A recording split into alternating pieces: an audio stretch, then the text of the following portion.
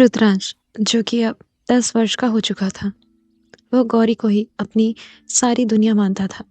एक शाम जब रुद्रांश अपनी पढ़ाई खत्म करके गौरी की गोद में सर रखकर लेटा हुआ था और गौरी उसे पुरानी कहानियां सुना रही थी, तब मालकिन अनन्या कमरे में आई।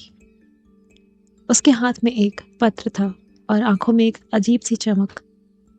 अनन्या ने रुद्रांश के बालों को सहलाते हुए गौरी से कहा, गौरी, अब वक्त आ चुका है कि घर का दूसरा चिराग भी यहीं रहे।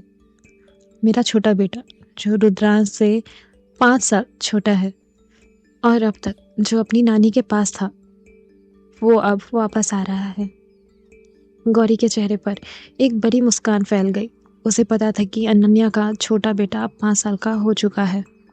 अनन्या ने आगे कहा, गौरी, जैसे तुमने रुद्रांश को माँ बनकर संभाला है, वैसे ही अब इस छोटे की जिम्मेदारी भी तेरी होगी।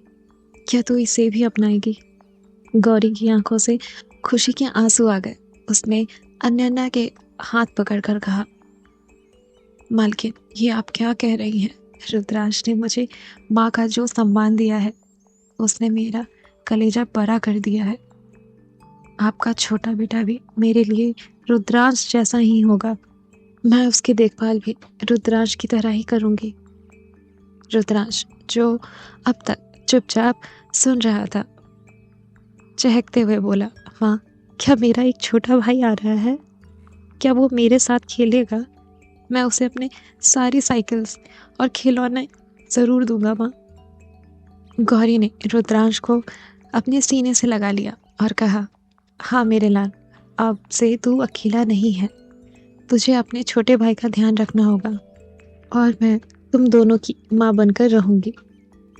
रुद्रांश उस छोटे बच्चे के आने का बेसब्री से इंतजार करने लगा। उसके लिए तो वो गौरी माँ का दूसरा बेटा और उसका छोटा भाई था। गौरी ने उस दिन संकल्प लिया कि वह दोनों भाइयों के बीच कभी फर्क नहीं करेगी। अपने छोटे भाई के आने के बाद रुद्रांश पहले से ज्यादा खुश रहने लगा। गौरी भी उन दोनों से बहुत ज्यादा प्यार करती थी। अब रुद्रांश के छोटे भाई के आ जाने पर वो दिन भर मस्तियाँ करता, स्कूल से आने के बाद खूब सारा प्यार करता। ऐसे ही दिन गुजरते गए और अब रुद्रांश पूरे 14 वर्ष का हो चुका था। अब लंदन जाने का दिन भी आ चुका था। घर के बाहर गाड़ी खड़ी थी और पूरा परिवार रुद्रांश को विदा करने के लिए मुख्य द्वार पर जमा था। 14 वर्ष का रुद्रांश, जो अब एक समझदार किशोर बन चुका था, अपनी आंखों में बड़े सपने और दिल में बिछड़ने का भारी बोझ लेकर खड़ा था। रुद्रांश ने सबसे पहले अपनी माँ अनन्या के गले लगकर उनका आशीर्वाद लिया, फिर पिता और अपने दादा दादी के पैर छुए। अनन्या की आंखों में गर्व के आंसू थे कि उसका बेटा इतनी दूर पढ़ने जा रहा है। उसके बाद वो अपने 9 साल के छोटे भाई आर्यन के पास गया। रुद्रांश ने आर्यन के कंधे पकड़े और बड़े भाई होने के लहजे में कहा, देख छोटे, अब घर में और माँ की जिम्मेदारी तुझ पर है। परेशान मत करना किसी को, ठीक है? आर्यन ने नम आंखों से सिर हिलाया और अपने बड़े भाई को कसकर पकड़ लिया। लेकिन सबसे मुश्किल पल अभी बाकी था।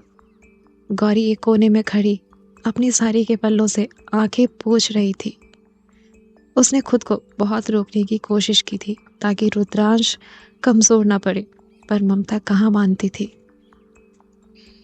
जैसे ही रुद्रांश गौरी के सामने आया, उसका सारा संयम टूट गया। वो जो अब तक खुद को बहादुर दिखा रहा था, गौरी को देखते ही फफक कर रो पड़ा। वो सीधे गौरी के गले लग गया, जैसे कोई छोटा बच्चा अपनी माँ से जुदा होने पर रोता है। रुद्रांश रोते हुए, माँ, मैं कैसे रहूँगा आपके बिना? वहाँ मुझे आपकी गोदी में सर रख कर सोने को नहीं मिलेगा। मुझे कौन कहानियाँ सुनाएगा? गौरी ने रुद्रांश का चेहरा अपने हाथों में थाम लिया। उसके खुद के आंसू रुद्रांश के गालों पर गिर रहे थे। गौरी कांपते आवाज में, रो मत मेरे लाल, तू तो मेरा शेर बेटा है। तू बड़ा आदमी बनने जा रहा है, 7 समंदर पार भी जाएगा तो भी तेरी ये माँ हर पल तेरे साथ रहेगी। जा, अपनी किस्मत लिख और जब वापस आए तो ऐसा बनकर आना कि पूरी दुनिया तुझ पर नाज करे। गौरी ने अपने आंचल से रुद्रांश के आंसू पोंछे और उसके माथे पर लाल बड़ा सा लाल टीका लगाया ताकि उसे परदेश में किसी की नज़र न लगे।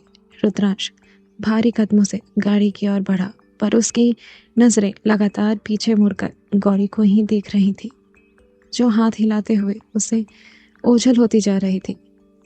उस दिन रुद्रांश ने महसूस किया कि खून के रिश्ते से बड़े रूह के रिश्ते होते हैं। वो लंदन तो जा रहा था, पर अपना दिल इसी मिट्टी और गौरी माँ की ममता में छोड़ चला था। किस्मत ने दोनों के लिए अलग अलग रास्ते चुने थे। एक के लिए मखमली कालीन बिछाई थी तो दूसरे के लिए कांटों भरी राह। रुद्राक्षी की सुबह सूरज निकलने से पहले शुरू हो जाती थी। घर के भारी काम, बीमार पिता की सेवा और दादी के साथ रसोई का काम, इन सब के बीच वो अपनी पढ़ाई के लिए समय निकालती थी। उसके पास ना महंगे ट्यूटर थे और ना ही इंटरनेट, बस थी तो पुरानी किताबें और एक अटूट इच्छा शक्ति।